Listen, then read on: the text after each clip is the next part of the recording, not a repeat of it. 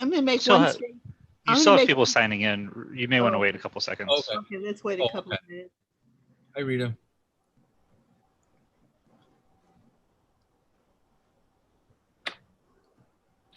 Please let me know if the background noise is too much. I have the windows open. I don't hear any background noise. It's Okay, good. okay. Good. Even better.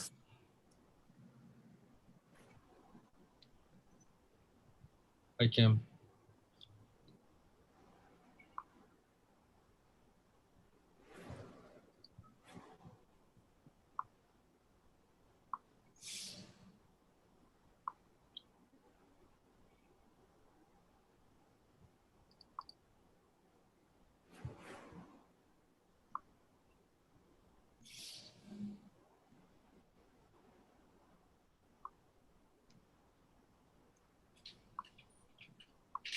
Are we ready?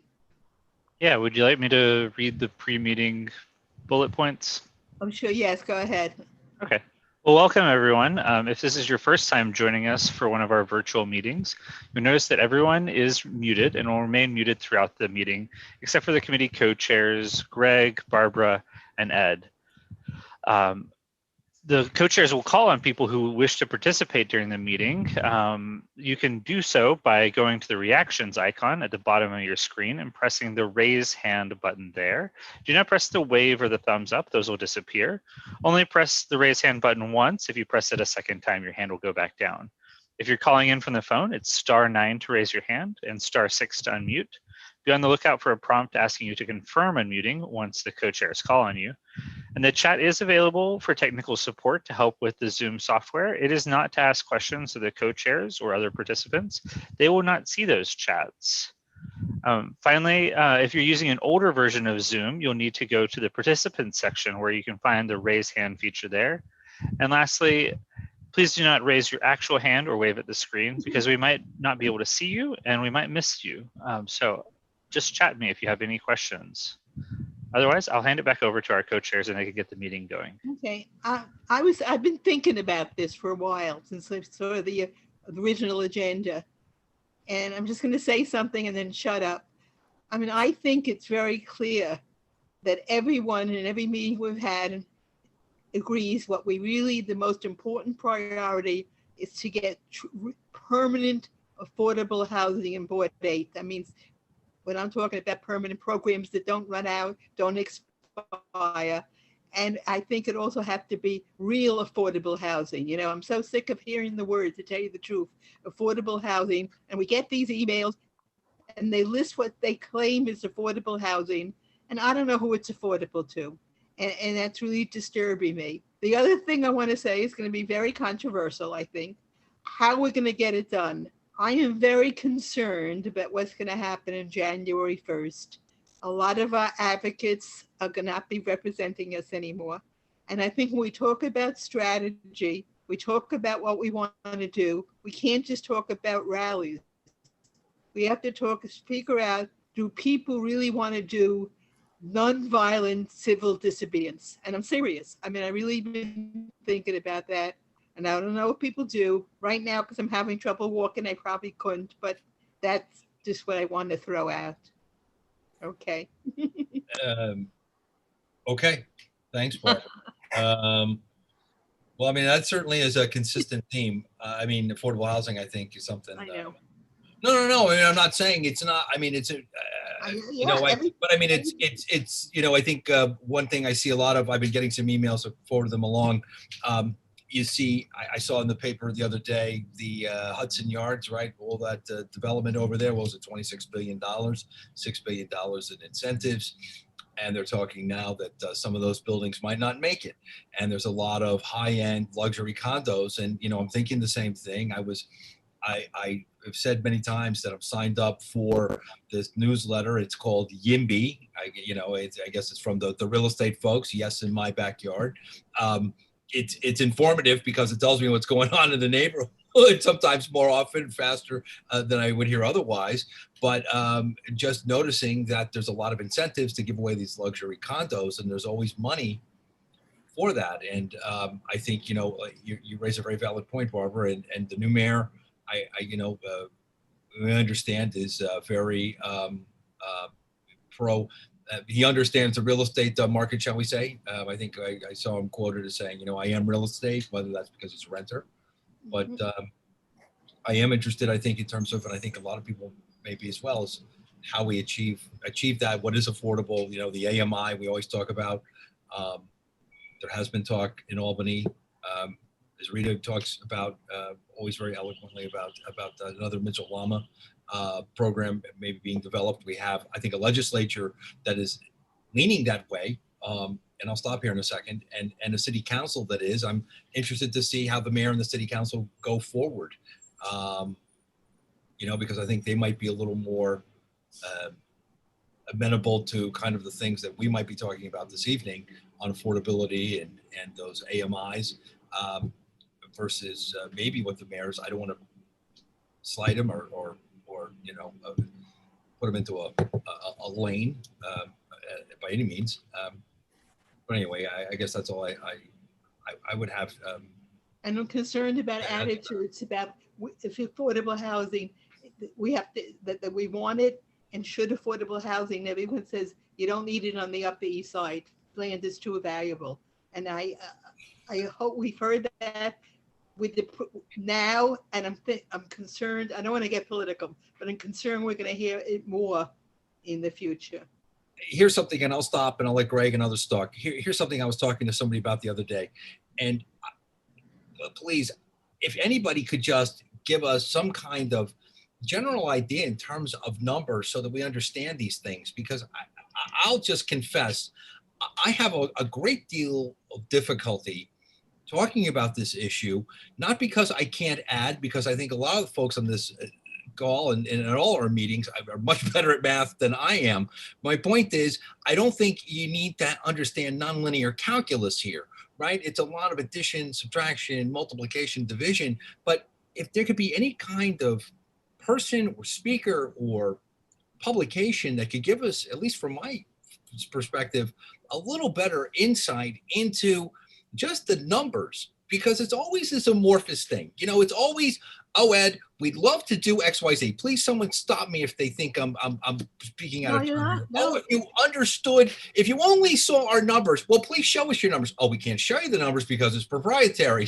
So anyway, I'll stop. That would be something in terms of moving forward. I'd love to see if we could do in the next year or so in terms of bringing someone in to talk about that. And I'll stop. I see Rita has her hand up. I know Greg hasn't had a chance to weigh in. So yeah. Yeah, thanks for the opening. I just want to jump in for a second here and then maybe make some suggestions about moving forward. But first off, great to see everybody tonight. I'm very happy and proud that this committee gathered. I know it's the summer and there's a lot happening, but I think the board's commitment to affordable housing is something that has to be demonstrated. It has to be relentless. And I think there is a lot of evidence to suggest that we have a long way to go. And the only thing that's going to keep this topic and the only pathway to seeing something different than what we've seen is a commitment from this committee and this community board.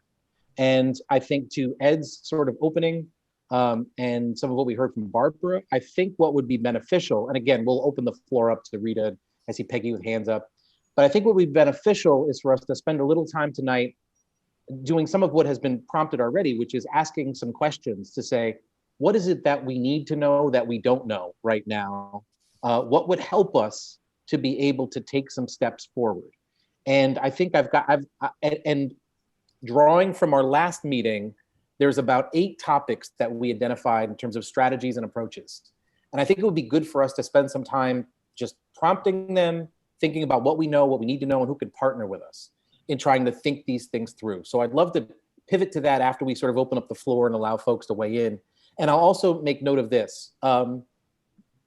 As was referenced the last time we talked, Vic Bach, who is an expert, Community Service Society. I spoke to him today. He and I have been exchanging messages. He's looking forward to joining us at our next meeting. And he sort of said, listen, the more information you get to me about what you need to know and what you want to know, the more helpful I can be in helping you think about how to take your questions and your approaches and be able to turn them into action. So that was great. And then also the Mitchell Lama United folks for the fall may have an interest in coming to speak to us as well. I know there's been some back and forth about how ideal or beneficial they could be in sharing with us. They're geared up for the fall. So we've also got some great sort of speakers coming up. So I think tonight really is about what do we know and what will we like to know? And I have the questions from last time that can prompt us. But of course, before we do that, I see Rita's hand up, and maybe we Rita, you've got the floor. Peggy, you're up next, and maybe we can start from there. And then I'm willing to sort of document tonight some of what we talk about in terms of what we know and what we need to know to help us on this journey. So Rita, the floor is yours. I think all three co-chairs have hit the nail on the head, but we've hit the nail on the head several times. But what we need to do is that we need to assign who we're going to speak to and speak to that person. Not just let's do it, but specifically. Yep. If memory serves me correctly, and Mitchell Lama started long before me, that it was both, and Barbara can probably knows more on this, that it was both state and federal government. I don't know if the city was involved. I think it was the state originally. I think it was the state. It was the state, because Mitchell and Lama was state. The two state legislators. They were state legislators, but the federal government funded a lot of this because that's where we got Section 8 from. Well, that was separate from the original Mitchell Lama law, I think. I think that was a separate program from the Mitchell Lama.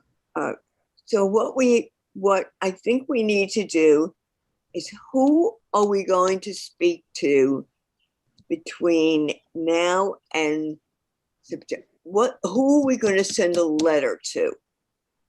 And ask them for information so that we hit the road running in September, instead of sending out a letter in September, getting it in October, and then it's Thanksgiving, and then it's Christmas. Mm-hmm. So I know it's a slow process, and I apologize. I do lose my patience at a certain point, but no more than the people who are really looking for housing. So maybe tonight we can decide who we want to write the letter to and what we want to know from them. And for Vic Bach, we want to know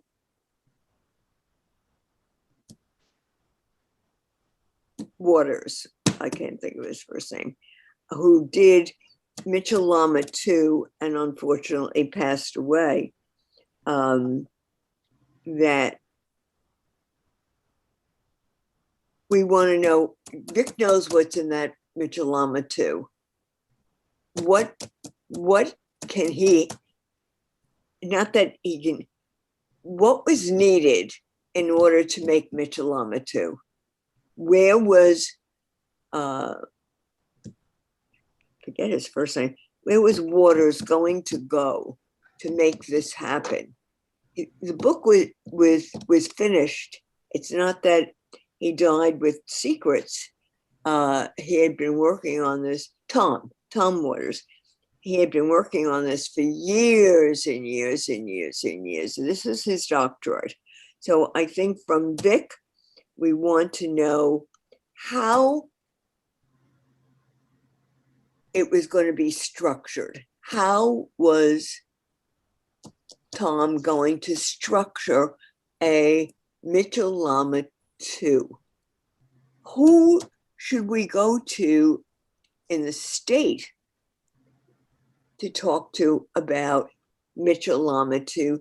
I don't know who the housing committee is in the state, but I'm sure it may change it may change in January. You don't know. They're going to change in January. That's another thing. They're going to change in January. But I'm not going to, I hope we don't allow the change in January, the wind going northeast in September, that all of these things are stopgap. We don't know that the housing people in Albany are going to change in September. We don't know. The city is going through a major change, but they're not involved. The federal government has already changed. This is under Biden. So those two components are pretty well set that we could hit the road running. That's my suggestion.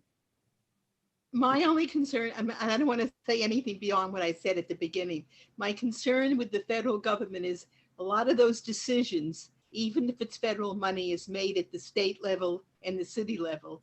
And those are the people we have to convince somehow that we want the affordable housing in Community Board 8. And as I said, that's my real concern. We may have to take very strong action to get that done. Also, what we have on our side, it was an unfortunate experience, but it even highlighted more how much affordable housing is needed, and that was the pandemic. And the pandemic hasn't gone away, and it doesn't really look like it's going away. Things are happening, but that being so, I think that we are talking to people who are, everybody who is an elected official has been contacted by people who don't have food, who can't pay their rent, who can't do it, everybody. So us coming in and saying, maybe we have an answer. What can you do? It's not going to get settled all in 1 year, but we could start the ball rolling. It's certainly in a direction. That's my suggestion. Thank you, Rita. Peggy, do you want to jump in?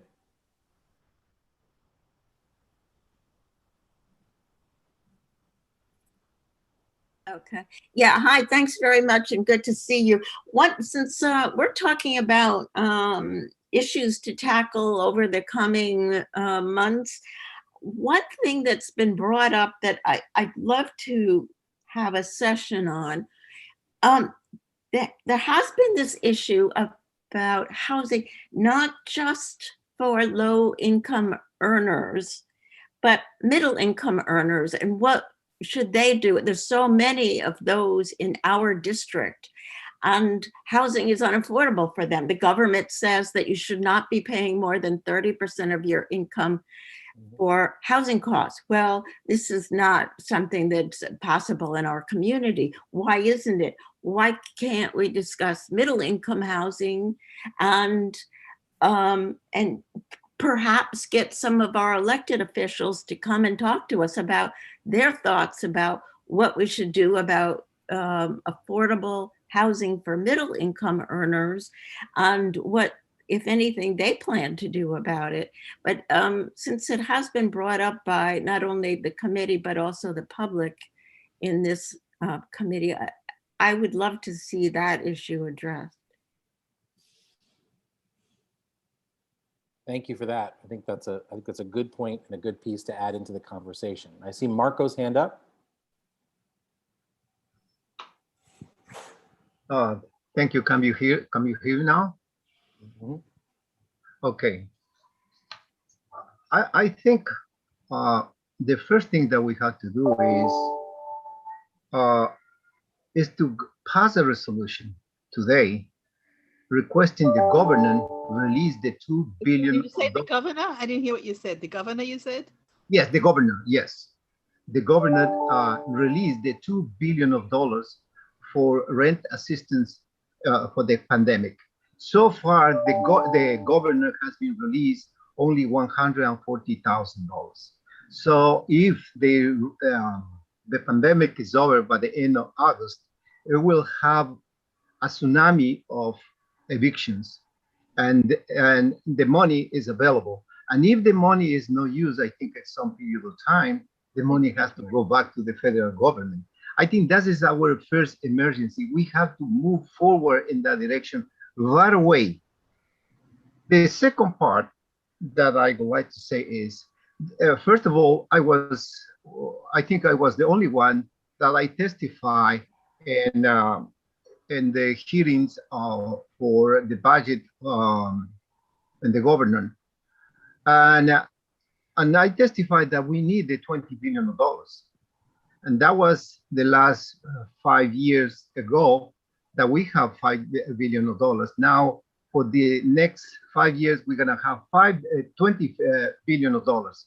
So the way they work that program is they work in conjunction with the HPD, and they combine the efforts. And 50% of that money, they go into new housing, and 50% is going to existing housing. So if we find the formula how to catch those money, we can build or potentially build in our community affordable housing with this $20 billion. What we need is to work it out with, not with developers. We have to work with what it calls, the name is sponsors. The sponsors are not-for-profits, which is extremely useful in these kind of matters. And so there is money right now for building affordable housing. The other point is, Peggy, she raised one major point. Everybody's concentrated in low-income housing, and that is good, but they forgot the middle income. So the developers, what they're doing is they build luxury housing. So what's happening right now is they neglect middle income housing. And what is gonna be the next step is there are another group of developers that will concentrate to develop middle income. So what they're gonna do is to put pressure in affordable housing. So you will find more harassment against the tenants because they wanna have these subsidized housing to the market rate. They can convert for middle income housing. So if we don't address middle income housing, we're going to create serious trouble for the low income families. So I think that is the point that I would like to raise. Another point that it caught my attention is they talking about what kind of issues we need to address. One of the issues that we need to address is we need to establish, I didn't find so far, what is the real deficit of affordable housing? According to my calculation that I did, which basically is not scientific, but I think is the deficit is like 100,000 of dwelling units, which is to have an idea. I'm going to mention again and again. In 7 years or 8 years, the Blasio administration, they say that there has been built 180,000, 85,000 affordable units. But the point is, it's still too low. And the deficit is still growing even more. So we need to have numbers. And that is very hard to find out who has the real number in the deficit. Once we have the deficit, well, then we have to figure out what are the incomes. But usually the income is more likely to be, the lower the income, the more people we have. So regardless that you want to establish the median income, always they have a deficit of affordable housing. So that is not the way to approach it. The way to approach is to stop demolition of affordable housing, to stop changing the luxury housing, the middle and luxury housing just only in a few units. You hear me the other day that one of the applicants in Landmarks, it has a 4, I think it's middle high income, this building, and they convert it as a 2-family. So those people, 50% of those people, where are they going? They're not going outside of our community. They're gonna purchase inside of our community, or they're gonna move in another places. And those people, they're gonna put pressure on the low income housing. So we have to resolve the housing, not as affordable housing on the solution. We have to see, and Peggy's right, we had to see middle and low income housing together. because if we don't, obviously we can put more efforts on low-income housing, absolutely right. But if you allow that constantly, especially in the area of the high income, which is Lexington to the western side, those buildings, they have been converted 3 families and 1 family, or 4 families and 1 family. Where are they going? So in some way, we are reducing the housing market. We have to understand housing is a merchandise, and that is established because in the basic rule, supply and demand. The more demand, the more expensive, and the more expensive, the less money people have to have money for food. So we have to always is to stop the reduction of affordable housing. We need to establish what are the deficits that we have. We have to concentrate only in our community, because the other community have different kinds of situations and different kinds of conditions. In our community, well, I think I had to disagree with Ed, is we don't have vacant lots to build. Oh, somebody said, oh, it's right there on 79th Street. Yes, you can go and buy it, but it will cost millions or millions of dollars. However, the NYCHA, the best way to waste the money, to waste the use of the land, they put the mechanicals on the open spaces, where in that location can be built affordable housing, and they can have different kinds of solutions. So another problem that we have Marco, could you sum up, because there's other hands up too, please? Yeah. Finally, I'm going to address the last point. Another point is NYCHA. NYCHA, it will come with different kind of problems.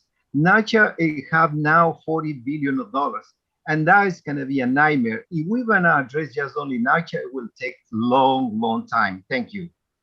If I can jump in real quick, on Rita's point, and Rita, I see your hand up, and Kim, I don't want to forget, on that rent relief program Marco talked about, if we could get someone in rather quickly on that, I did read, that was something I meant to bring up before, it's an urgent issue for us.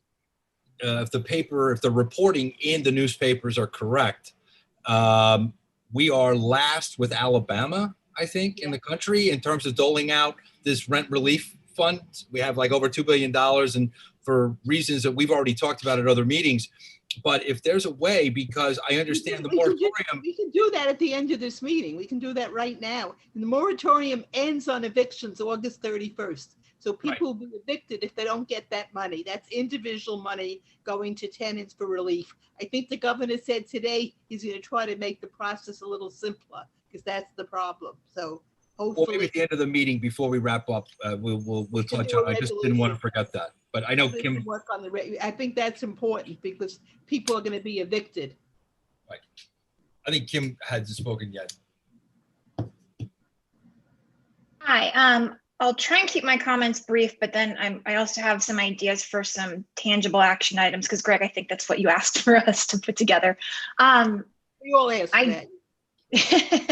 I joined this committee, 4.5, almost 5 years ago, because I was so frustrated by how expensive and how unattainable it felt like quality housing was for my peer group. And of course, as I've been involved with this committee, I have been educated by folks like Rita and Barbara and Ed about how dire things are for lower income people. And that's a very important point. But going back to some of the things that Peggy was saying earlier about folks with middle incomes, I'm really worried, just given the crisis that is here and will get worse, around student loan debt, around just, there are people who technically on paper make really good salaries, but are living barely paycheck to paycheck.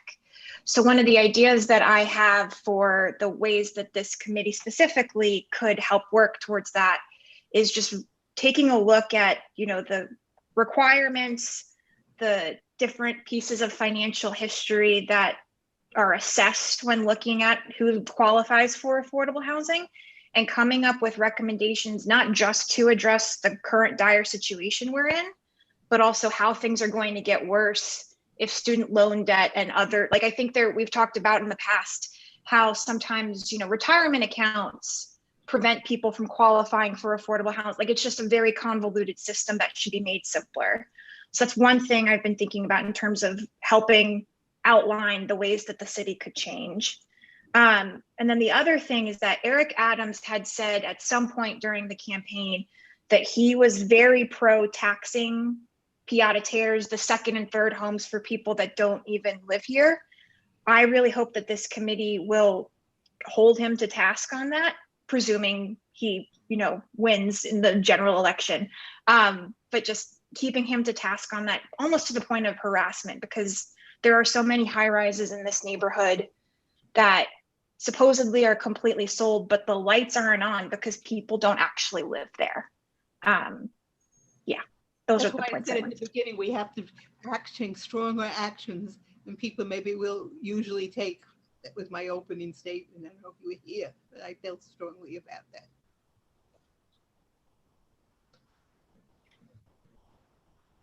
Rita, did you want to jump back in? We see your hand up.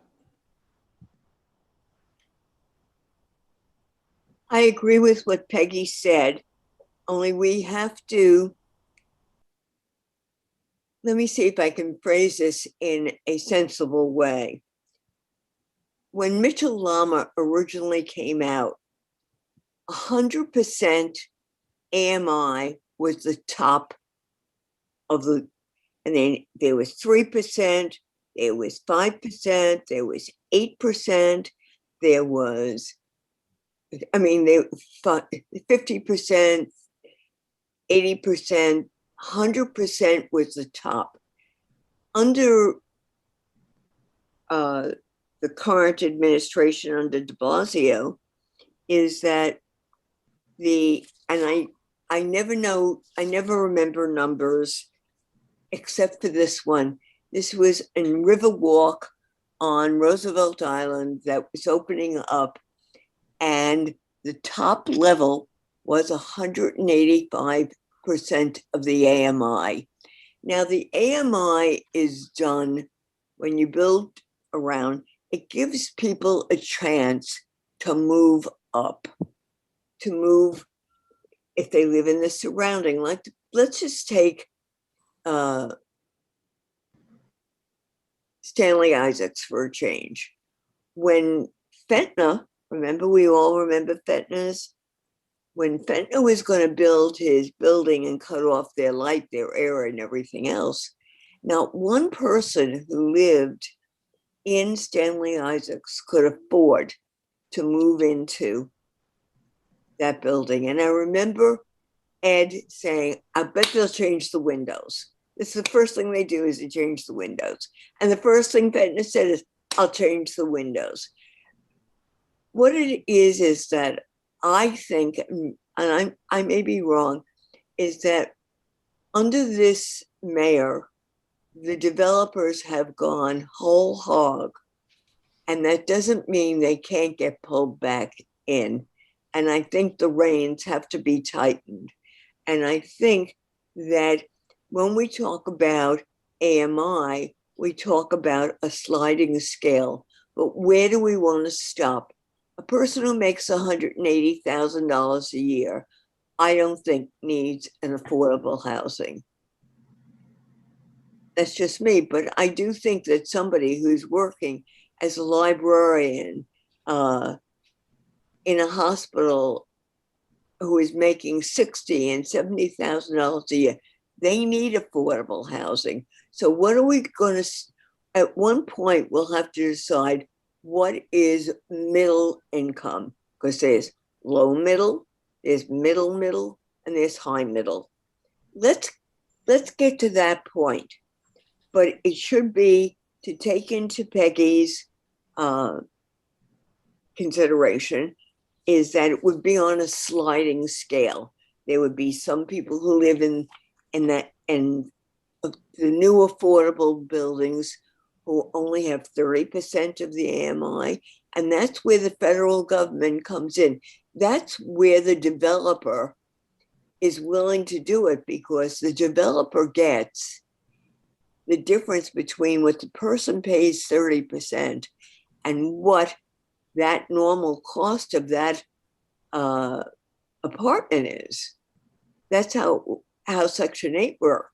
That's why all the landlords who went into Mitchell-Lama all became extremely wealthy.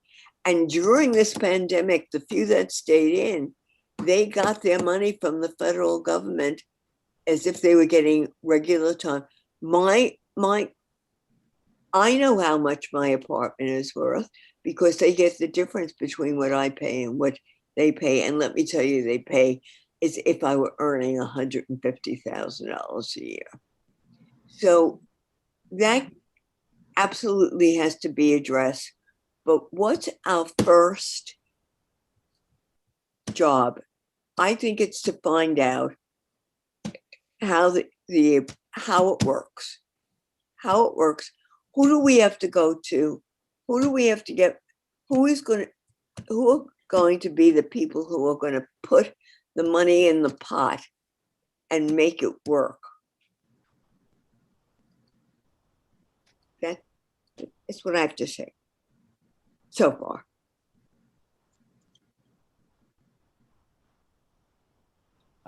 Sandrea, I saw your hand up. Hi, greetings all.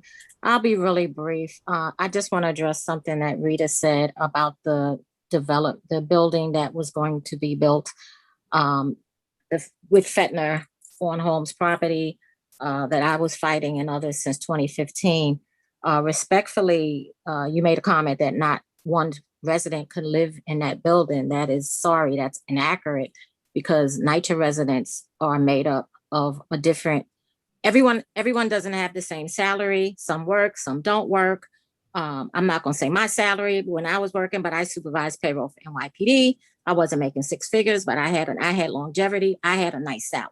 I did not pay cheap rent, and I could have afforded to live in there as well as others. We have an officer, we have a detective, school teachers, different rays of people. So I just wanted to correct that respectfully because that's not accurate. If we could have gotten there, we didn't want it. That's one of the main things.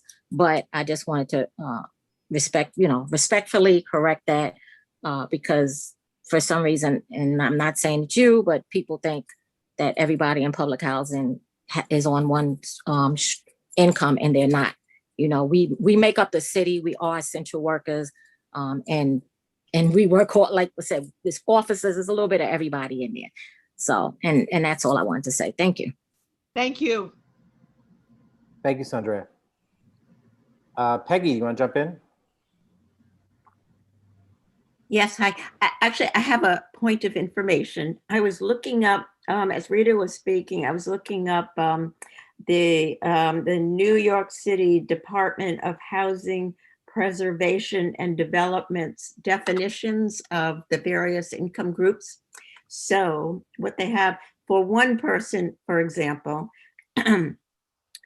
moderate income is considered 81 to 120% of AMI, which equates to $66,881 to $100,320. So, and then middle income, which is the highest category they calculate, the AMI comes to 121 to 165% of AMI is middle income. That equates in dollars to $100,000, $100,321 to $137,940 for one person. Now that may seem like that's enough money, but in New York City, it's not. If you're paying, say, 40% of your income in rent and you make $100,000, that leaves $40,000. That leaves very little money for paying all your other expenses, which are high in New York City. So, so the point being, I just think it's incumbent upon us to consider both middle income and low income residents of our community when we're trying to find adequate housing resources for them. Thank you, Peggy. Rita.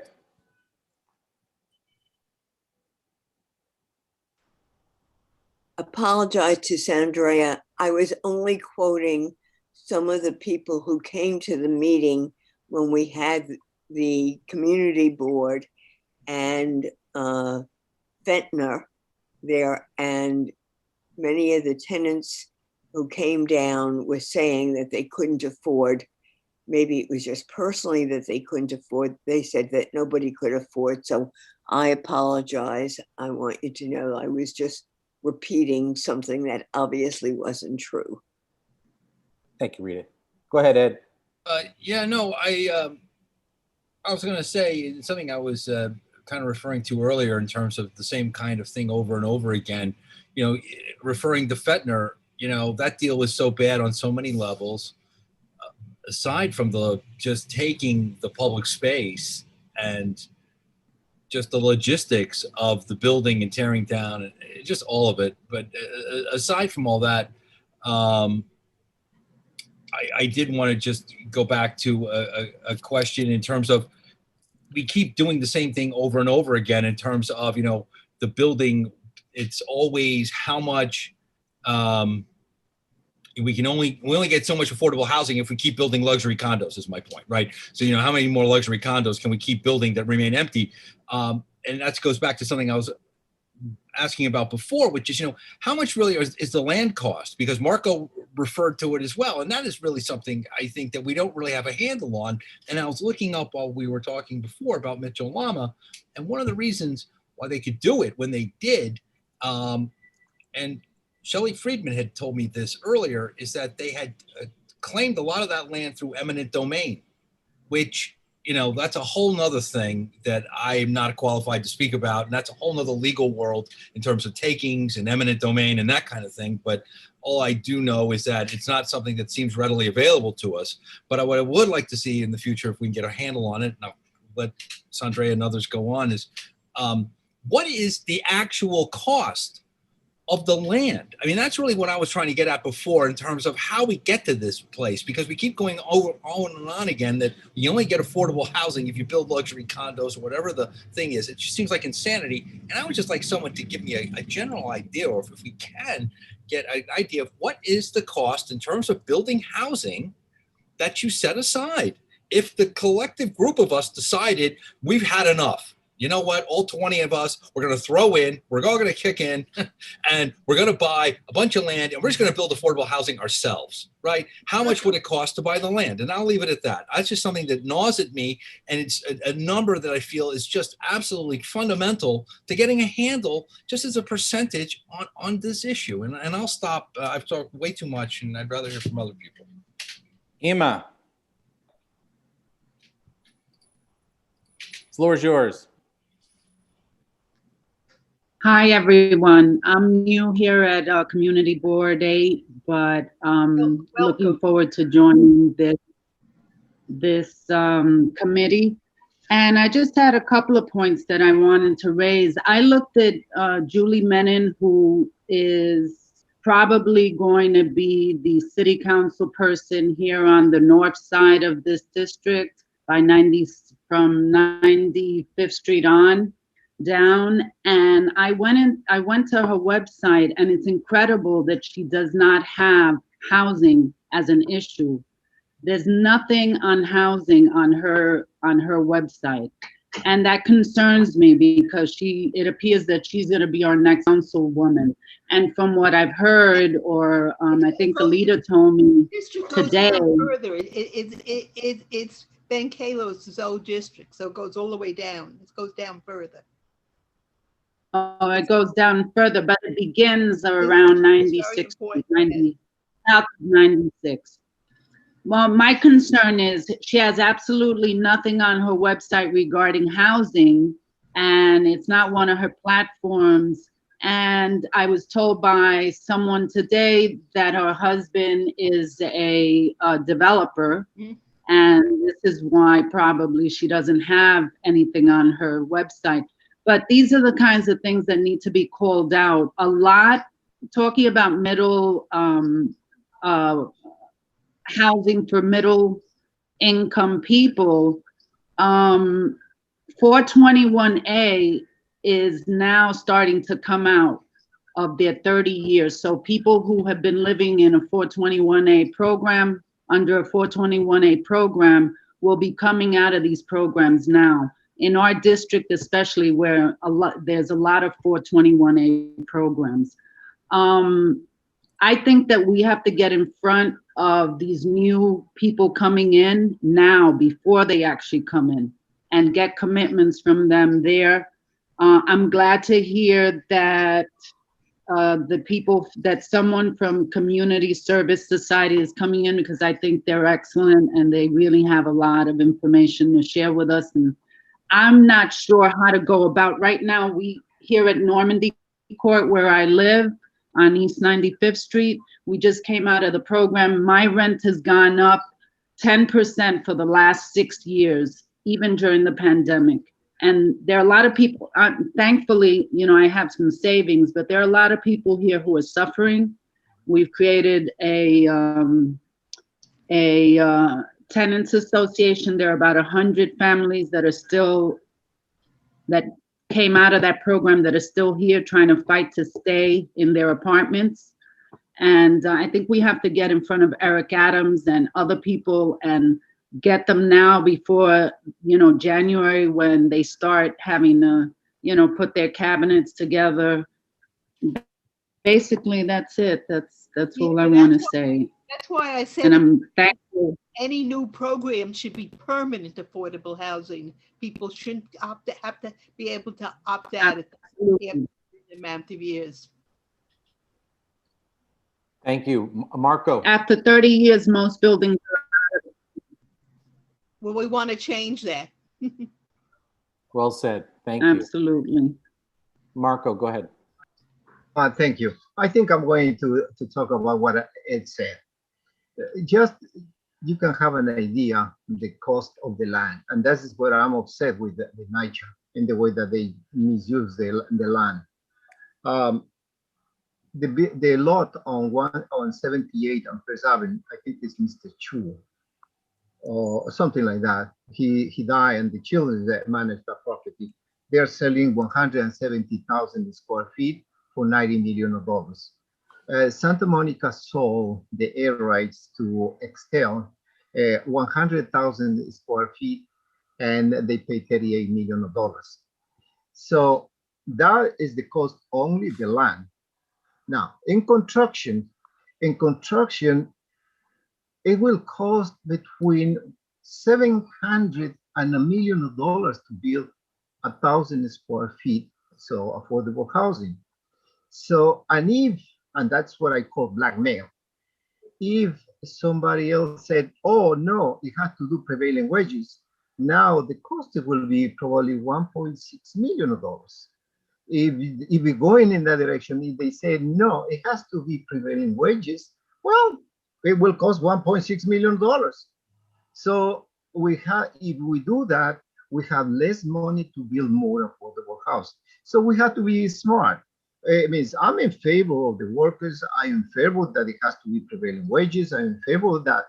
But not when you build in affordable housing. Affordable housing is a different situation. So I think these two numbers clarify a little bit, Ed, to you, how much money we need that. So the other issue is, I think, yes, Barbara, she's right.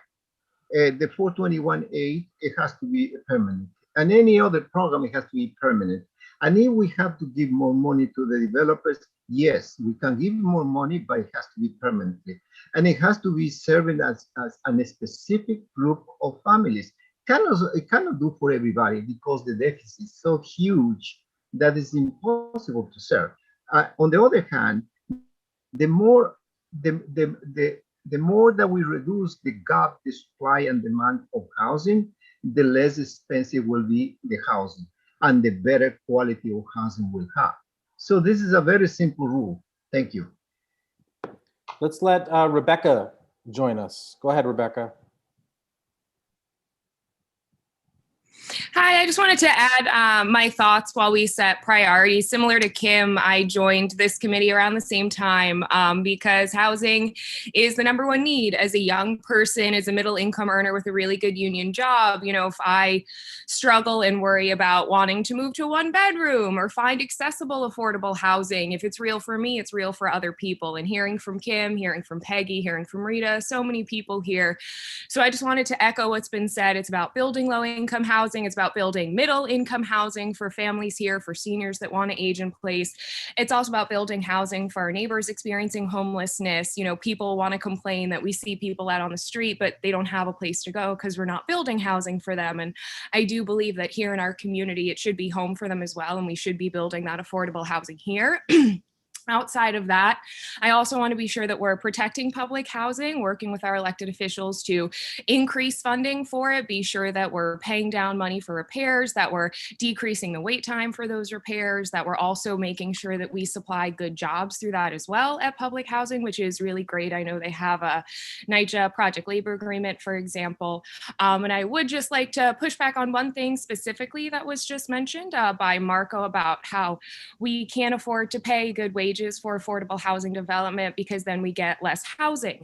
And to me, it's about the circle of life. When you think about why New Yorkers struggle to pay for housing, it's because wages are low, wages are stagnant. When you think about affordable housing development, it's a very exploitive labor market. Workers die on those jobs all the time. Those are mostly undocumented, non-union workers as well, getting paid cash off the books. There's a lot of wage theft. So the affordable housing market, which is a for-profit development market, which is subsidized with our hard-earned public taxpayer dollars, is used to exploit workers, and it's used to hurt people. And it shouldn't be that we prioritize housing for some New Yorkers while hurting other New Yorkers in the process. We can have good jobs, we can have affordable housing.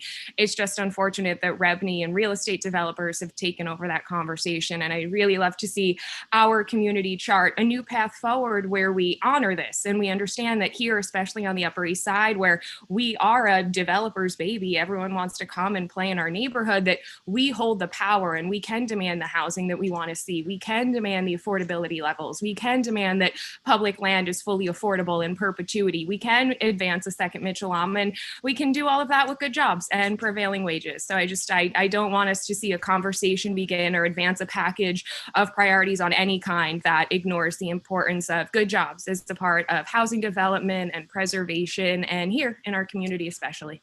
Thank you. Thank you, Rebecca. Sandrea, do you want to jump in? Hi, greetings all again. I'm back. Yes, I just want to address it was a comment regarding Julie Menon. Anyone can actually go to her site. It's public. She does have a platform regarding housing and homelessness, so it's there. And regarding to combat racism in housing, she supports ramping up enforcement on fair housing and anti-discrimination laws and so much more. Also, I would like to say she has been working with residents of public housing over here where I am at, and just listening and hearing some of our issues and actually passing it on to the council member, Kalos, because it's not her job yet to do, you know, the work, but she's documenting and getting information and listening to us, what are our concerns. That's all I wanted to say. Thank you. Thank you, Sandrea. Rita, the floor is yours.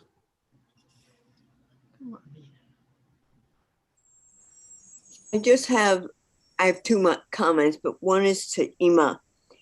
Ima, you have to get all of those tenants together in the Normandy court who are opting out of that 80-20 or 421A is the same thing, and have a lawyer represent you and that you're going to sue, and it will take a long time, and you'll be paying your rent into an escrow account. All you want to do is to then, when you're opting out of 421A, is to become rent stabilized, where you get the same increase that rent stabilized people get. And that's just a suggestion. It worked for me. It worked for 577 tenants in my building, so I really know what I'm talking about. And therefore, I was able to save everybody's apartment. If they were so far over income, they did not qualify for it. But then again, there were some people who were living here who were making $250,000 and only paying $1,100 a month rent. That's number one. I'd like to bring everything back.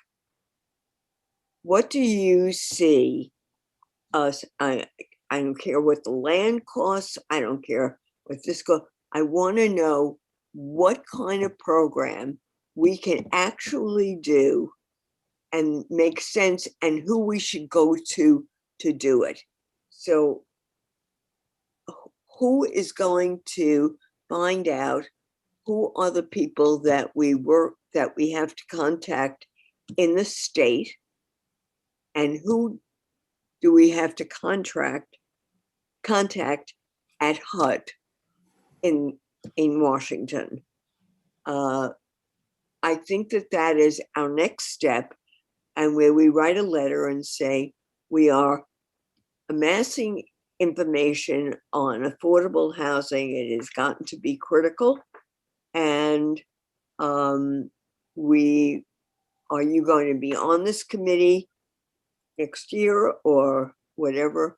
And can we make an appointment to meet with you wherever? And let's see what we have. I think Vic Bach is the place to go to find out what is the program financially. What is the program? I think there's more than one, Rita, there's more than one program. I think we need multiple programs. I was only talking about, I only know of Mitchell-Lama. Oh, I thought you were talking in general. Okay, I'm sorry. No, I was only talking Mitchell-Lama because I really didn't know any other. All buildings that were built after December 31st, 1973 were not rent stabilized. But I think we've talked a lot. We're talking a lot tonight. This is just a suggestion. Where do we start? So let me jump in here for a few minutes. I really appreciate, we've been sort of in the space here for about an hour, just allowing, I think, a pretty fair, a mostly fair, free-form conversation. Although during the course of this, there have been moments where folks may have communicated things, and then there's been some, respectfully, well, I don't see it that way, or here's something to clarify. And I think those are important. I think those are important strategies and tasks that we need to have. Let me just say a couple things. I desire as much as anybody in this space, I think, although I don't have the same history some folks do in this, to be able to communicate effectively and to really be able to try to see something change. I will say this though, and I think whether we could write the greatest letter imaginable, and it still is not going to turn the corner. That's not to suggest that letter writing is not essential.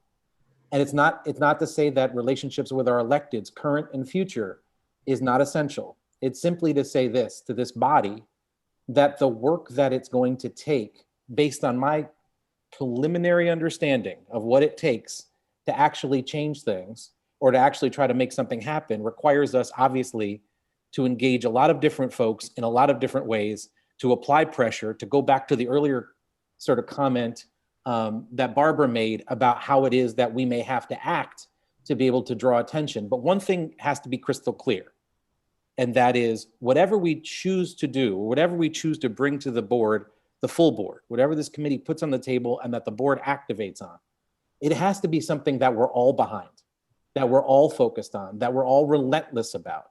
That's not likely to be 16 different things, but maybe a handful of points that we are relentless about changing. And in those circumstances, we can't throw each other, sort of under the bus. We can't block each other. We just have to be in lockstep, fighting in all the different ways we need to see something change. And I mention that because I think even in this conversation, there have been moments where, again, we put some things on the table. There have been some corrections. This is a very complicated issue. It's got a lot of layers to it. There isn't going to be one obvious or easy answer, and there's not one partner involved. But I just want to sort of encourage us to keep in mind that what we choose here, or what opportunities we have in front of us, we are going to have to carry out in lockstep, because otherwise our voice is not going to be heard effectively. And I want us to remember that as we continue to proceed. I agree, but the only difference is once the board takes a position, even if you don't agree, that's the position of the board, and you can't take another position. Oh, I'm fully aware of that. And so I think it's really particularly critical that we come to the table with some really focused efforts to be able to make some things happen, right? Maybe Marco wants to put his resolution that he talked about at the beginning of the meeting on the floor, because I think that's something we can do right now, because it's very serious about getting the funding out for the rental assistant program. Marco, do you want to make it? Do you have a resolution for that? No, I don't think the resolution should be, we strongly recommend the governor release immediately the funds that the federal government assigned to our state, which is $2 billion. And even anybody else, I'll second that. If anybody else want to put any whereas, I think that you're welcome, but that's the main idea. I think that's a good idea. As I said, I'll second it. Because I think one of the whereas we can say, for instance, provided that the government so far has been released $140,000 for rental assistance, whereas also it should be the money, if it's not used in I don't know the time, in one specific period of time, the money will go back to the federal government. I think that's one of the whereas I strongly recommend. And if somebody else wants to have more ideas, I think you are welcome. But I'm going in that direction, right, to go to answer. But we can't wait for a full board meeting. I think that have to go out immediately. I mean, we can't wait. If we, the full board's not till September. Yes. It'll be too late to wait. We have to get that out. Right. So Will, are you still here? He's here. Will's here. Will, we have to somehow get that out. I think we have to ask a permission. We have to ask permission of Russell about it. August 31st. I mean, I don't think that's a very controversial resolution or letter. I mean, it's just they haven't spent the money, and it's going to be very dangerous. And I think we can send to all the electeds too, especially at the state. That's always done. Yep. Go ahead. Do we want to vote on that? Well, we can't. Well, I didn't want to interrupt. Rita had her hand up. I don't want to interrupt you. Let Rita go before me. Rita, is it on the red? I just want to call the question. Okay. Well, can I ask a quick question? Just sort of point of information. I'm not against the resolution, but in terms of practical things that we can do in the short term, there's going to be a period I'm very concerned about, and it's wonderful we're going to get this money, but this money's not going to flow all of a sudden. But we need to get but what I'm trying to get at is there's going to be this horrible period where the moratorium is going to end, and again, it's sort of like, look, when I raise these issues, I'm not worried as much about the adhering to the rules, staying within the guardrails, folks. When I raise these issues, it's those actors out there, as with everything that we do, it's the ones that don't adhere that make it hard for everybody else. So what worries me is the landlords who are going to take advantage of the moratorium being ending and then the money not flowing. Is there something we can do tangibly? I don't want to detract from the resolution, and that's all wonderful. I think that's the first step, because the money can go to landlord owners and tenants. The money goes to both groups. Well, the landlords don't have to take it. That's the thing. The landlords, from what I read, don't have to take it. So anyway, I'm just, after we get done with the resolution, what I'm getting at is I want to see if there's something we could do tangibly. I think that's what we can do, is to ask the community board when people call for advice to make sure they're told what you can do to get that money. So that that's what we can get out. The elected officials have been doing it. I know Liz Kruger's office is doing it to let people know how you apply for those funds. And I think we should do it in the community board office. If anybody calls, we got to get that information out. Okay. I think the Okay. question called. Sí. Will? Okay, I'm gonna lower the hands so the folks who have their hands up. And then if you would like to vote no on this resolution, abstain or not vote for cause, please raise your hand. And then I'm gonna ask you to explain your vote whenever I call your name. So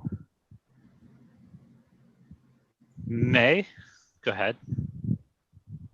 Yeah, this is actually my first housing committee meeting, and I just wanted to Welcome. thank you so much. I really appreciate being here. So I'm going to abstain and just kind of sit back and listen to more, but I really appreciated all of the wonderful and spirited comments shared today. Thank you.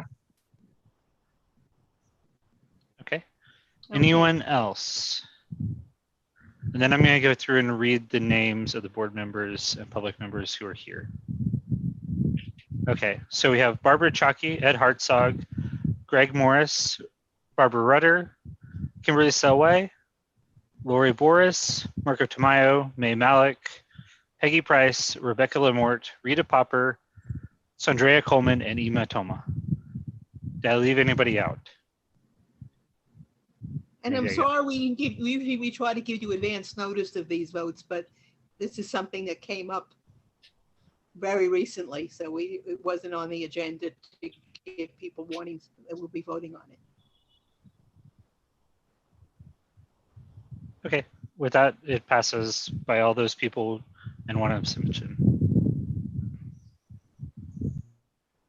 You'll talk to Russell about doing this? Yeah, you'll have to have it written up, so turn in your minutes quickly, and so we can send it out as quickly as possible.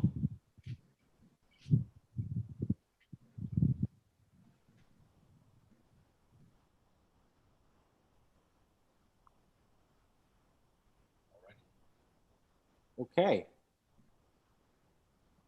Rita, see your hand up. I feel like I've been in a tunnel all day and haven't spoken to anybody, but I really have.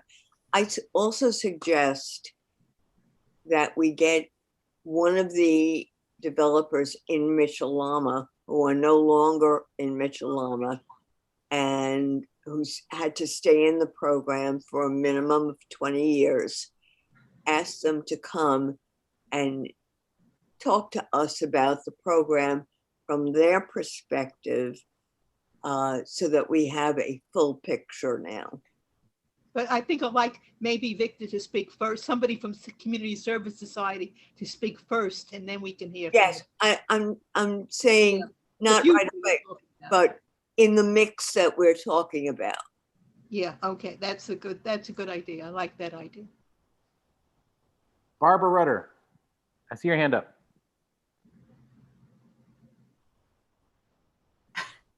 I think I'm okay now. This is my first meeting, but I'm hooked on it. It's a wonderful meeting. I just have a question. I think there's two buildings right in our area that is still Mitchell-Lama. The one that's on First Avenue that was for the Eastern Europeans that came over after the war between 86th and 85th. And then there's one, is it 88th Street, I think, between 2nd and 3rd. Aren't they still Mitchell-Lama? There's one on York Avenue too. And the one on York Avenue. Yeah. They are still Mitchell-Lama, am I right? Yeah. I wonder if there's somebody that, to invite maybe from those buildings that would have information also. It's interesting if it's Mitchell-Lama rentals, then it would be interesting why the owner didn't go private. If it's Mitchell-Lama co-ops, that means the tenants probably voted not to go private, which is very unusual. Penn South is the big one that I know of, that people actually, they voted not to sell out, not to go private. That's like lots of buildings. But the ones that are rentals, it's the developer. The others is the co-op owners actually vote not to go private. And that's very unusual because they all want to make money. Right. The last I heard, the one on First between 86th and 85th Street was rental. I think it's rental, yes. Yeah, I knew somebody that lived That's there. Tri-Faith, isn't that Tri-Faith? Yes, That's an old, I remember that one. it was the Eastern Europe. It's the Germans and I don't Hungarians. know if that was that. I never heard that before, actually. Yeah. It was for them. I was friendly with a woman from Hungary that. Well, that was in the community. The community was very high. Yes. European. There's Jews and then she's Protestant, and you know it was Yeah. and very well running. I pass by often, and they have beautiful flowers at front and Yeah, everything like that. Yeah. So I'm going to just jump in for a second here. I want to kind of circle back to the last meeting for a few minutes and some of the items we've already discussed, but Will, can you allow me to share the screen for a second?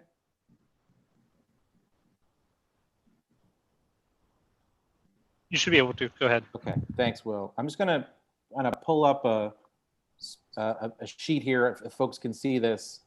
So in our last, and some of this we've already talked a little bit about, but at our last meeting that we had, and you've already covered some of the topics that came up for us as we talked, and I was making some notes as we went. But when we talked about strategies, approaches, or things we might want to know or ask other people to help us think about, I made a list of some of the questions and topics that sort of came up. And so I'm hoping these last few minutes, just in terms of, or this sort of last maybe segment of the meeting, I was hoping maybe we could take a few minutes to just kind of think about when it comes to these related to affordable housing, maybe just ask ourselves, you know, what do we know, and maybe what do we want to know, and who is it that can sort of help us answer some questions. And no pressure here to fill in any gaps or blanks, but when we talk about affordability, first topic up, it's the number one here. When we talk about affordability, do we feel like we know enough at this point, or are there things that we want to have clarity about when it comes to what is affordable? So anybody who puts their hands up and want to add to that, feel free, and we can kind of jump in. Peggy, I see your hand up. Can't hear you. Peggy didn't have her hand up. Barbara Rudder does. Oh, I'm sorry. Okay. Oh, sorry. Okay. Sorry. I thought I'm waving a hand there. Oh, maybe she was waving. I don't. Okay. Sure. Okay. You know, I didn't want to say anything because this is my first meeting. Do you hear me? I can hear you. Go ahead. Okay. Affordability, I know from people I speak with, is a major issue. What they consider affordable housing, a lot of people say this is not affordable for me. So I think that what you just said, Greg, is something I think is very important to have. What is affordable? What is a reasonable amount of the percentage of AMI and so on? I have a lot of friends that are struggling that say, boy, this would be a great apartment, except I can't afford it, even though it's called affordable. Yeah, when you see those guidelines, I couldn't afford any of the housing. And I think, Peggy, is that you waving? Peggy is waving. Peggy, find the raise hand button next time. Hi, yeah, in terms of affordable, is it possible to use the government's definition that you shouldn't be spending more than 30% of your income on housing? That's a good idea. That's a good idea. Adding that in right now. Okay, other thoughts? What do we know? What do we want to know? Who can partner with us? Anybody want to weigh in? Dorita, I see your hand up. Go ahead and look for a button to unmute, Dorita. Oh, hi. Can you hear me now? Yes. Yes. Hi. Earlier, this is my first time on your webinar, and I'm happy to be here. I'm living in Harlem right now, but what made me raise my hand is earlier in the conversation, Karen gave some information out, and she suggested that we contact, and I didn't get the information. So I was wondering if she's still on the Zoom. Can she give that information out again? I don't think anybody named Karen was on the Zoom. Oh, wow. So it was, I don't know, it was some information given out earlier of how to contact.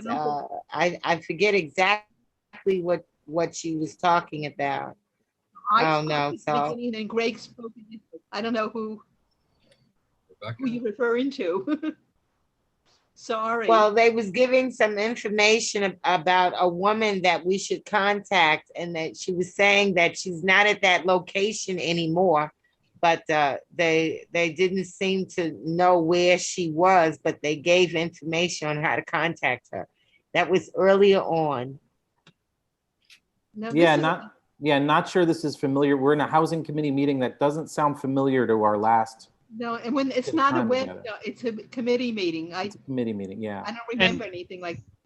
Go ahead, If Will. I may, Go ahead, yeah, Will. yeah. The video for this entire meeting is going to be on our website and our Facebook and our Twitter. So you can always go back after the meeting and watch it again. And so how you do I oughta- watch it? It's on our YouTube, our Facebook, our Twitter, and our website. So go to any of Okay. those places. Can you You'll be give able me to your find it. website, please? Not all that other stuff. The Yeah. actual website where Yeah. I can go and listen to this. Can I'll you? put it in the chat. Oh, okay. That's fine. Yeah, then I can find that information. And thank you so much. And thank you for it's a very, very good webinar. Well, thank you. Thank you. Have a great night. Marco, do you want to jump in?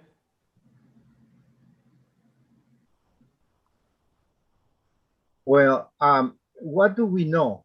I think the answer is we know that the federal government, Housing and Urban Development, they established that the income has to be paid no more than 30% to become affordable. Whatever the amount to make it, it has to be 30%. That's what we know. We know also who can partner. I think you have the last three panelists that came to these meetings. All of three of them are very good. Yes, I question them some issues, but most of them are very good and very knowledgeable people. And I think we can partner with them. And also, what we can partner is to bring a sponsor. And the sponsor usually, normally it is a not-for-profit organization because these people are very skillful to answer the question that many people said. Somebody asked the question, where to address this question, where to go?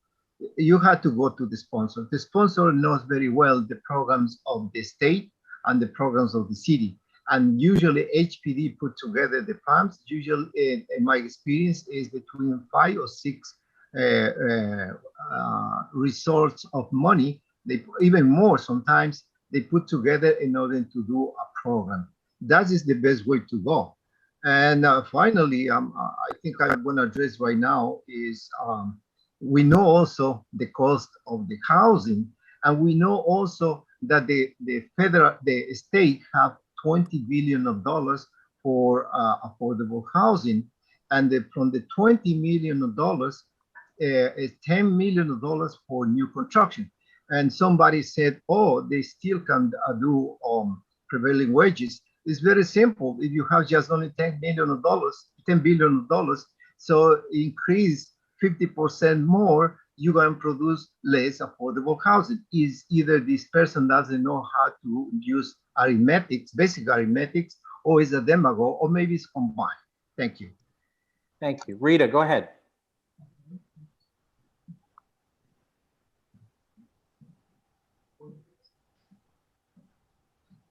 Rita, we can't hear you.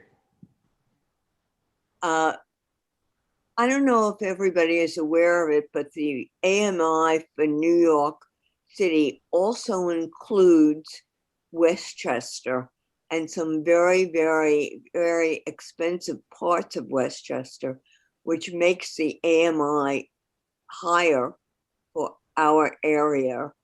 And therefore, that's why it excludes many people.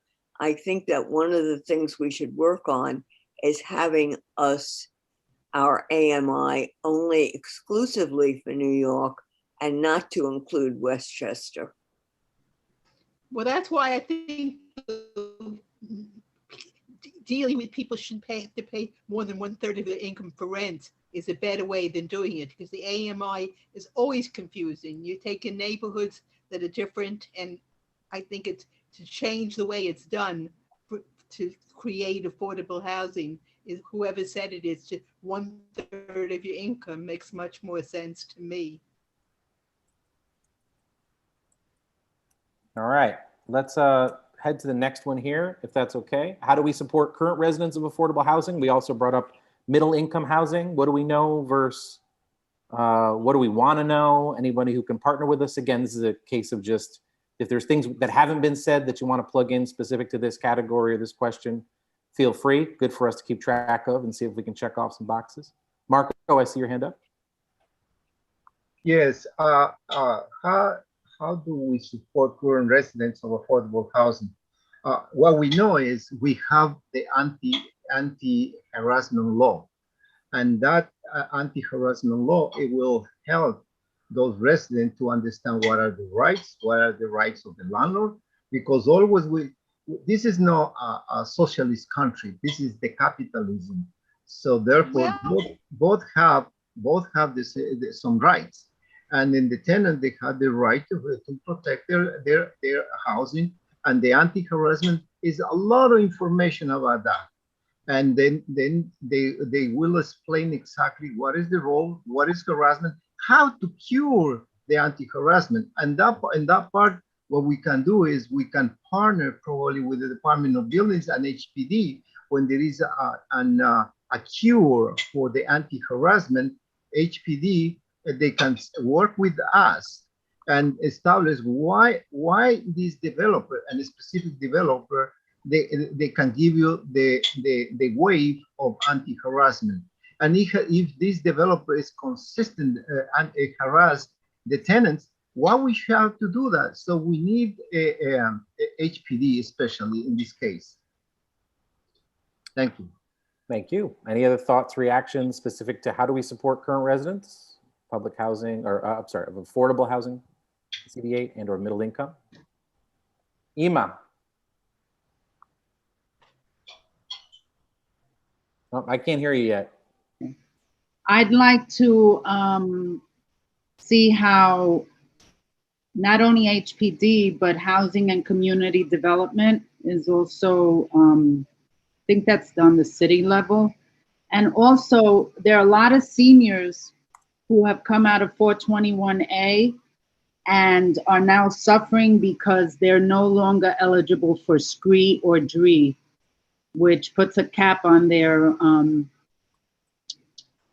rents. And so the SCREE and DREE program, I'd love to see what the electeds are doing to put some money in emergency funding and maybe changing some of the criteria so that people can still get their SCREE and DREE. I don't know how that would be done, but I think that that's worth looking into. Well, that's why it's going back to whatever kind of affordable housing we create in the future remains permanent instead of a limited number of years, because then that wouldn't happen. Right. Peggy, I see your hand up.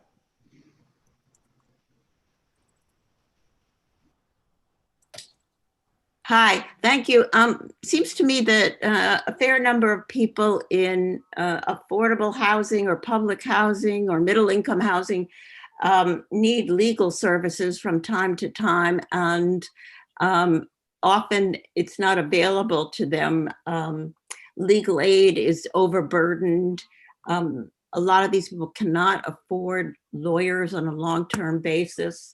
And I think that there should be some attention to the issue that there ought to be legal services to these people who are, as Marco pointed out, harassed or in some ways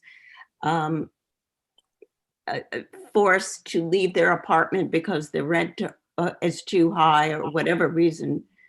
So that's what I think. There are programs around, but not enough. Great. Marco. I think in the second issue, still we can partner with Lenox Hill Association or something like a neighborhood association, something like that. That is located on 70th Street. They provide counseling, they provide legal assistance. In addition to that, the courts, all the courts has free attorneys for all the tenants. So we had to figure out who are these organizations, and then you can have the numbers of these organizations, and the tenant can approach them. Even though that people, when go in court, usually they tell you that they have an opportunity to have a free attorney. On the second issue, on the third issue, density. Oh, density is, I think, is the bottom line of affordable housing. In density, we know that we can rezone some underdevelopment areas. One of them is exactly NYCHA developments.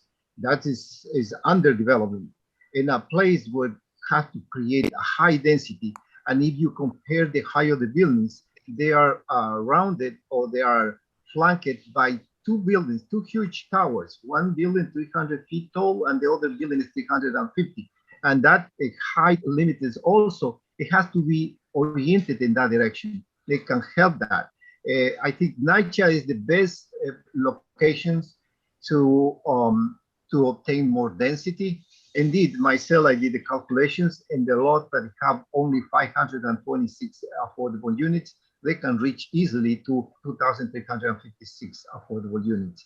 Who can partner? Definitely city planning. City planning is the main organization that establishes the density. And density, we have to discuss also the type of usually in the second part. In the second part is, I should say, is the problem is we have control of the maximum density, but we don't have control of the minimum density. So there are projects that they're supposed to build 307 dwelling units, and they prefer to build just only 86. That creates a serious problems in our community to produce, for instance, a middle income and to produce maybe yes, maybe no affordable housing. So density is the major issue, and with density we can save millions of dollars. In NYCHA, I did my brief calculation that I can easily save, if we do that number, it can save between 300 and 400 million dollars, just only for land. So I think the major issue right here is density. All right, let's keep going. A couple more questions. Zoning issues. I think that should be the zoning. That should be the zoning committee. Okay. We should have a joint meeting with them. I don't want to step on. I'll just their label toes. it that way. Let's joint meeting with zoning. Yeah. Okay, next one. We did talk about AMI already. I'm not sure there's anything more to add to that. I don't think there is, except do away with it. How do we change developer mindset? I'm sorry. Yeah. Oh. Boy. Including there, Ed, some of the things you said about what does it cost, land cost, how much does it cost to build? Anything else specific to the developer question? Yeah, what the Upper East Side wants affordable housing, needs affordable housing, and we should have it. That's my big concern about developers and elected officials, new elected officials. Yep. Sorry, but I feel so strongly about that. You know, Adam Wald is always talking about numbers when I'm at the full board. I can't hear you. Oh, sorry. Am I muted? You're I good. don't know. Go ahead. I can hear you. Go ahead. Yeah. You know, Adam Wald is always talking about numbers with me, and I'm always begging him to, you know, because he's always talking about air rights. I know. I think that's what he does. I mean, I'd love for him to come to one of our meetings to have him maybe impart a little of this mathematical information on us. So we understand it, because every time we pass a resolution, I don't know about the rest of you all, when we were meeting in person, I always, you know, I'm not trying to single him out. I'm trying to further. No, you're right, but I don't. It'd be interesting if he came to a meeting. He has a very different view than some of us have on this committee. Right. Well, back to Greg's point about developers and those have been, you know, Rita and others have been, you know, at this for a while. Just getting the developers to come to the meeting was pulling teeth. You know, so, you know, anything that gets them in the door is I'm all for to engage in a conversation, because I found in the last, you know, 5-6 years, you know, their attitude is, you know, drop and fill in the blank. So that's all I have to say about that. All right. All right. Who else? I can't see. Barbara, you want to jump in?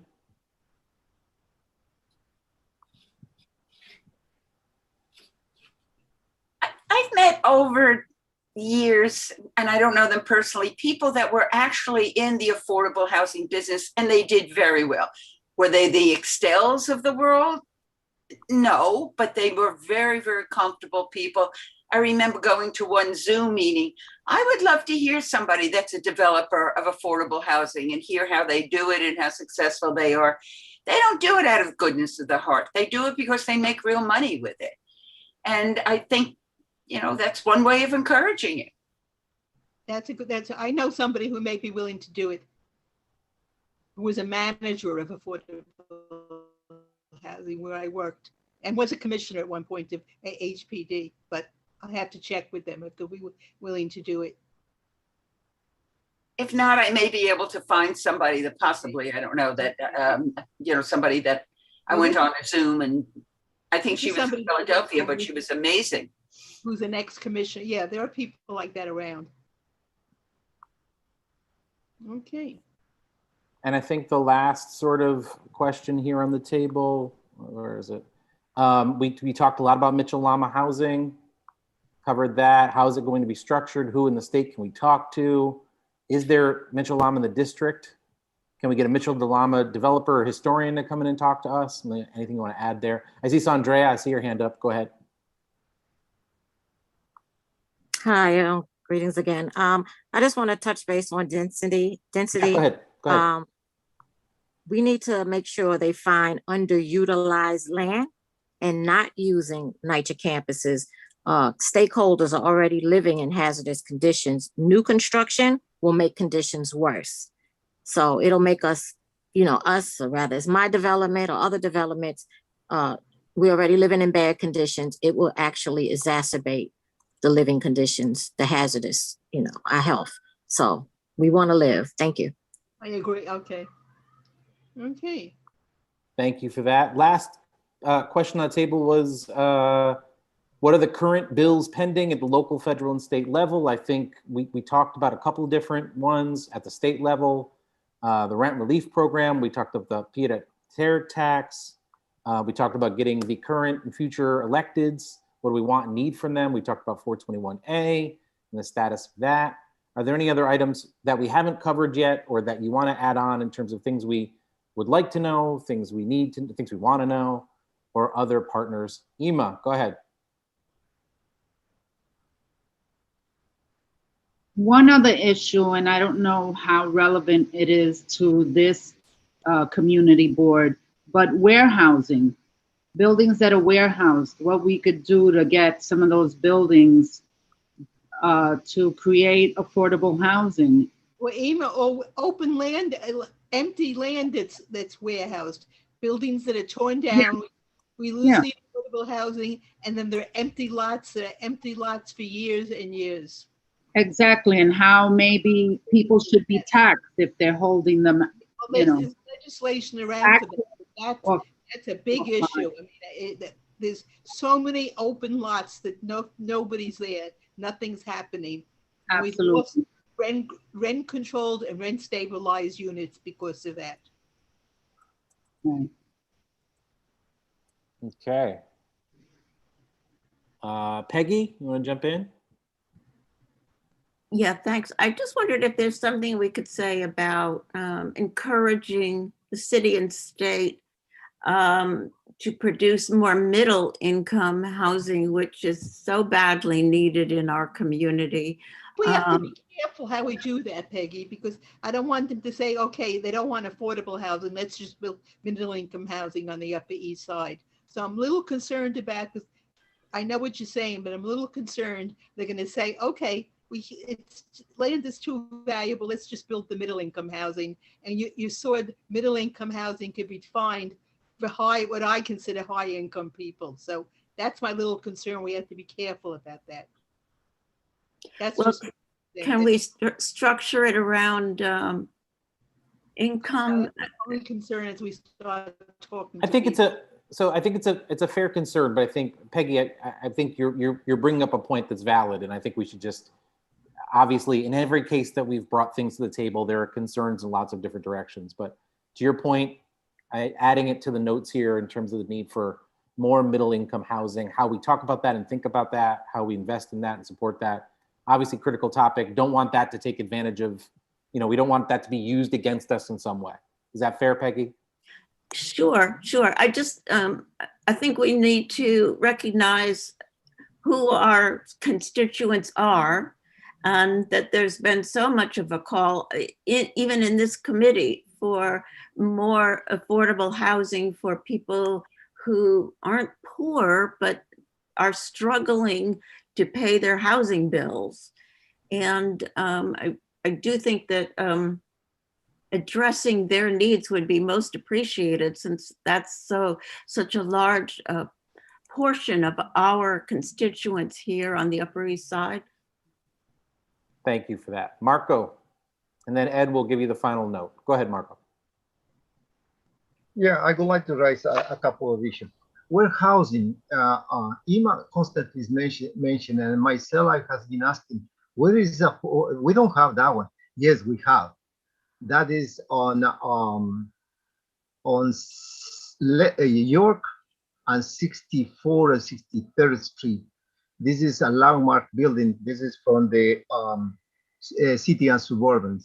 The developer, what he did is they don't rent because they want to put a tower. So, and constantly, periodically, this developer, they go to landmarks requesting a financial hardship, and they don't want to rent. However, what they did recently is they rent all the doctors, so they pay very well. But now, I think it's Cornell. Cornell is building a new building exactly for those residents. So they got very soon, those residents, they will move to the new building, and then that site, it will become again with warehousing. Ima, you're absolutely right. That's the only development that we have in our community. The second is build a middle-income housing. Build a middle-income housing is very simple. Just only control the density. We control the maximum density, but we don't control the minimum density. If we control the minimum density, the developer is forced to produce a middle-income housing, without no doubt. The best example that I'm going to keep mentioning is the 3rd Avenue and 83rd Street project. This guy, he's supposed to build 307 dwelling units. And because he wants to target millionaires, and they build just only 86 affordable luxury buildings. So if he's forced to build more increased density, then he has to have a smaller size apartment, which is basically target the middle income housing. So that we resolve. We're just only doing that, we're using density. And finally, I'm going to mention the developer. Yes, I think there is a developer that does affordable housing. I was in one of the meetings, and this guy, he's in Washington Heights. I don't know the name, but this guy, he presents that he is oriented to produce affordable housing. However, somebody already mentioned, and I'm going to repeat, is look, any developer, they're not going to do because they have a good heart. They're looking for profits. They are not in the business to provide any financial to any income families. So therefore, those people, regardless their good intention has, they always will gonna profit. So this is what I said. The sponsor are not for profits. Their missions fits with the philanthropic mission of this organization and the need of affordable housing. So that is what I strongly recommend. Thank you. Oh, okay. Ed, you want to jump in? Yeah, real quick. I was just going to make mention, we were talking about lots and land and things like that. And I seem to remember during the recent mayoral campaign that Scott Stringer was talking about doing something with a lot of vacant land that the city owns. And I confess, I don't know a lot about it, but it sounded interesting in terms of these vacant lots and land and building on them. I don't know if someone, Scott's still the comptroller, But I just throw it out there for something to maybe learn about or hear more about or whatever. That's all. I just wanted to. And we never had a lot of that vacant land in Community Board 8. That was always the problem. We didn't have city-owned vacant land. It's privately owned vacant land, but very little city-owned land. So a lot of the programs we were never eligible for. Okay, well, as the church, Sorry, that's the history of it.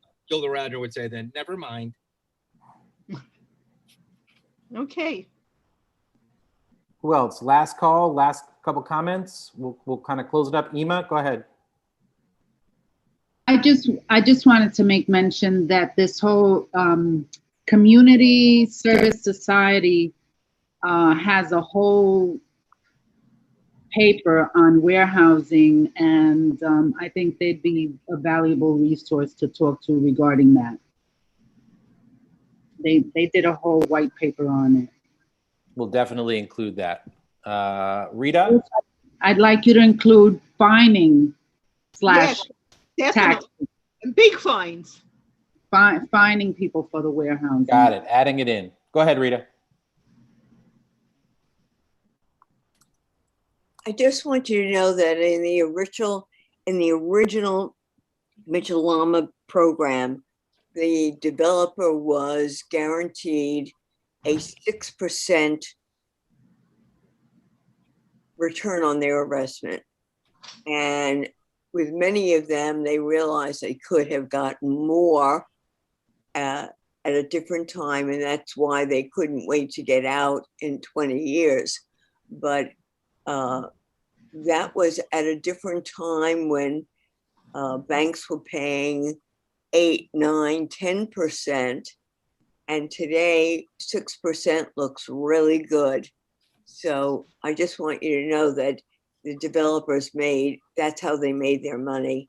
And not only that, they started management companies that took care of the rent and the buildings, yada, yada. And they were paid, the management companies were paid, so they got money in both ends. Thank you, Rita. Barbara Rudder.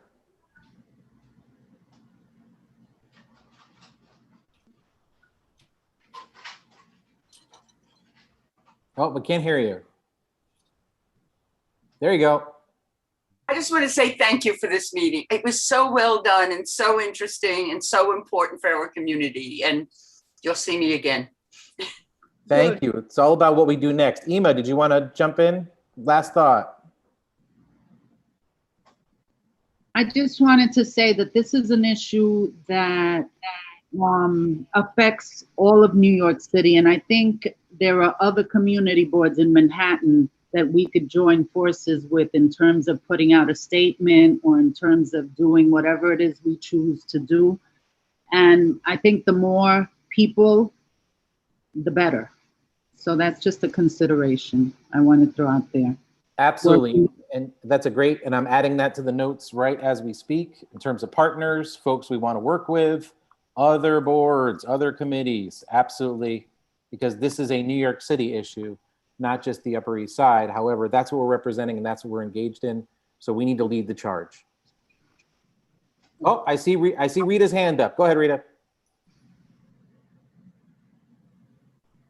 Just want to say thank you, Greg. I think you did a yeoman's job in putting even that end thing together. All of the co-chairs, this is not an easy thing, and you're doing a great job. Thank you so much. Thank you. Well, I think we have great champions. We have a great committee, and we have a ton of work ahead of us. So I know I'm enthusiastic about what comes next. This was great for me. Ed, Barbara, feel free to jump in here, but I think we're probably moving towards the end of our meeting. Anything, Ed, from you? No, it's nothing to add. No, thank everybody for coming and participating and staying to the end. Really appreciate it. Barbara, anything on your end? Always. No, I think I said what I had to say. All right. All those what do we do? All those in favor of adjourning? Is that what we do, Will? How do we handle the closing? Somebody just motions. Motion to adjourn. Okay, great. Motion to adjourn. That's what it is. I'm still learning. I see. Second, we got a bunch of seconds. Yeah, I see a lot of thumbs up all around. Have a Okay. wonderful night, everybody. Thank you, everybody. Thank See you. everybody in September in person.